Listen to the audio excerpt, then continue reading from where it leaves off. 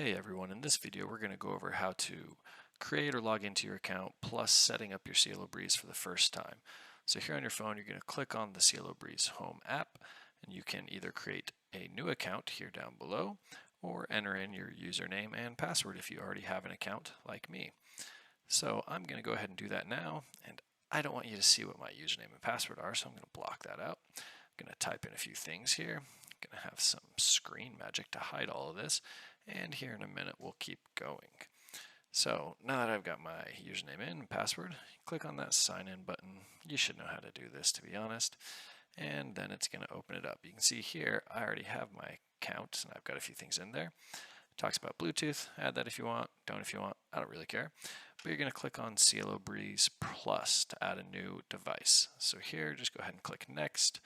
And then this is going to tell you to turn off your mobile data. If you look at the top of my screen, I didn't. It still worked, but you probably should turn it off. So to do that, we're going to click back out of the Cielo Breez app, go home, go to our settings, and then open up our Wi-Fi. And then here, you're going to click on that Cielo Wi-Fi. That will connect you to the unit itself.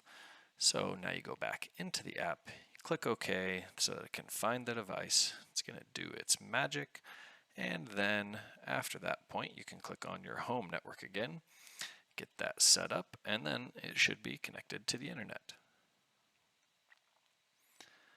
Again, I don't want you to see that, so it's hidden, but now it's going to get a moment here, get going, and now you can pick which room you want it to be. I'm going to go ahead and do custom. I'm going to put in office.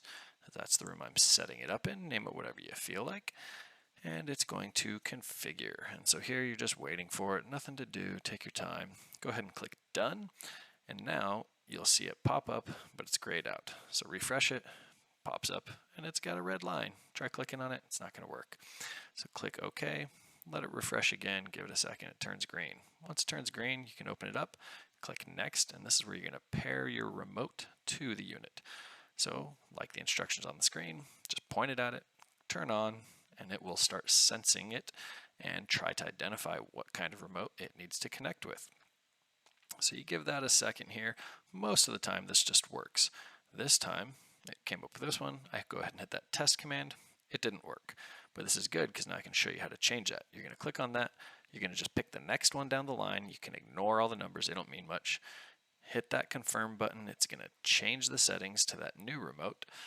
You're going to let it do its magic.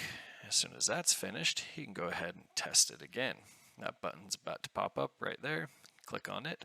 See if it works. It turned on for me, so now we know it's good. Just showing you there's a lot more options. If one doesn't work, just keep going through the next. And then go ahead and click done.